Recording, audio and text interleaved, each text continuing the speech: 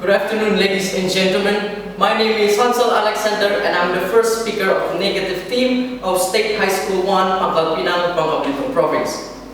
And today, we are debating under the motion, this House prefers the strategy of pushing for institutional reforms to address public abuse and misconduct rather than defunding the police. But first, I would like to rebuttal about what the previous speaker stated. The previous speaker stated that we should fight for incremental changes rather than radical ones. Ladies and gentlemen, incremental changes cannot be made without a radical approach. Without a radical approach, police brutality it still exists, and police brutality itself is not a new thing. But it has been around since many times ago. According to Stuart Schrader, PhD, Associate Director of the Program in Racism, Immigration, and Citizen State at Johns Hopkins University, argued that reforms are not wholly intended to change the department better, but are used for the department for maintaining power and acquire a bigger budget. Reforms program come with more money and little accountability for the police department, continuing the historical cycle of oppression. Ladies and gentlemen, I believe that radical approach is necessary for creating incremental changes. Without radical approach, apartheid would still exist in South Africa if Nelson wouldn't take a radical approach even though he has to serve in jail. Without a radical approach by Mahatma Gandhi, India was still oppressed by the British monarchy, ladies and gentlemen.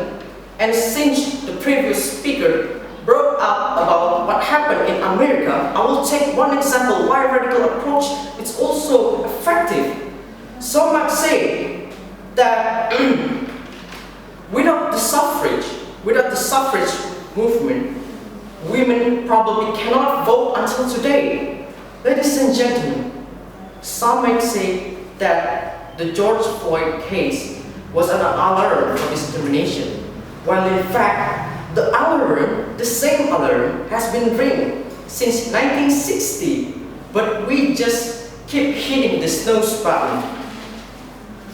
Ladies and gentlemen, according to Paige Fernandez, policy advisor for the ACLU, notes American policy have never been a neutral position.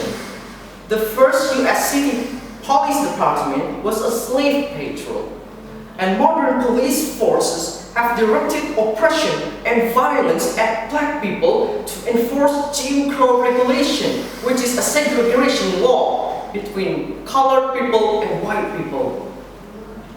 Another survey that is conducted to the Minneapolis officer since its inception in 1967 argued that the police system is not broken, but it's working as it always has been because the police were established to protect the interests of the wealthy, and racial violence has always been part of the mission. Now, according to a survey that is conducted on August 20, 2019, black American men are 2.5 times more likely to be killed by police brutality than a white man.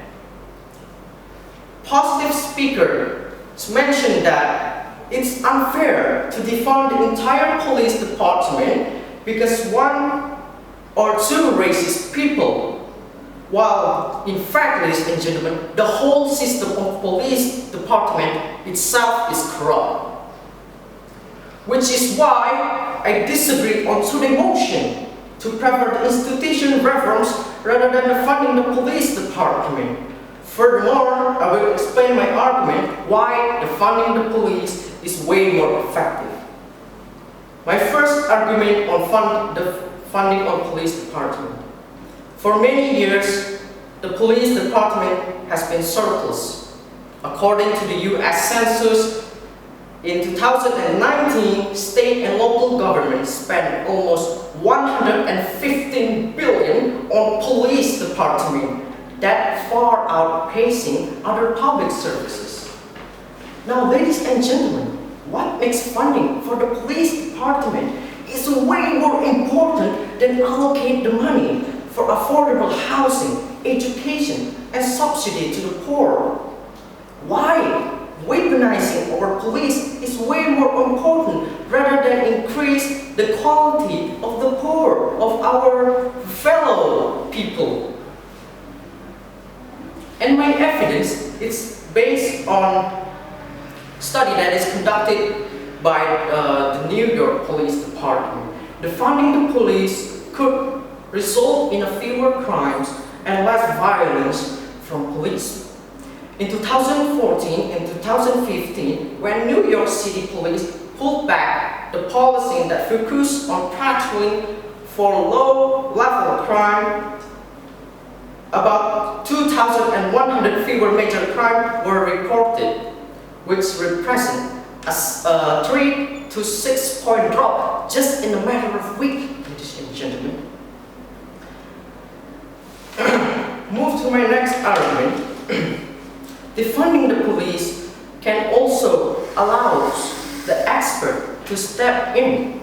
What happened recently and what's still happening right now, ladies and gentlemen, the allocation of funding from the government to the police is way higher compared to many public services. Imagine, ladies and gentlemen, if we spend that surplus money to mental rehabilitation, to addiction center, how much that will impact our society.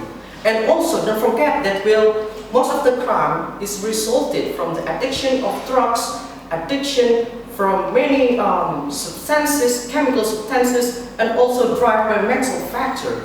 So, ladies and gentlemen, instead of funding the surplus money for our police, just so they can buy more weapons to kill our people, why don't we just allocate that money to increase the quality of our people? That way, we can also at the same time reduce the number of crime.